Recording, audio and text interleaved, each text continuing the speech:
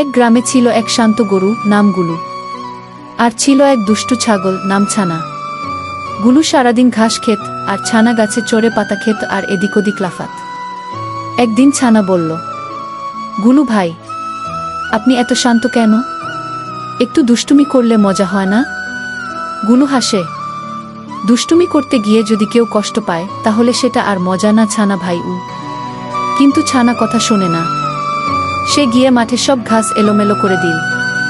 পরদিন গুলু খাওয়ার মতো ঘাস পেল না। সে চুপচাপ দাঁড়িয়েছিল। তখন ছানার মনে হলো সে ভুল করেছে। ছানা দৌড়ে বলল, গুলু ভাই, আমি দুঃখিত। আপনার জন্য আমি আবার নতুন ঘাস খুঁজে আনব। সে গিয়ে তাজা ঘাস খুঁজে এনে দিল গুলুকে। গুলু খুশি হয়ে বলল, ভুল করা দোষের না, কিন্তু ভুল বুঝে ঠিক করাটাই বড় কাজ। সেই দিন থেকে গরু গুলু আর ছাগল ছানা হলো সত্যিকারের বন্ধু।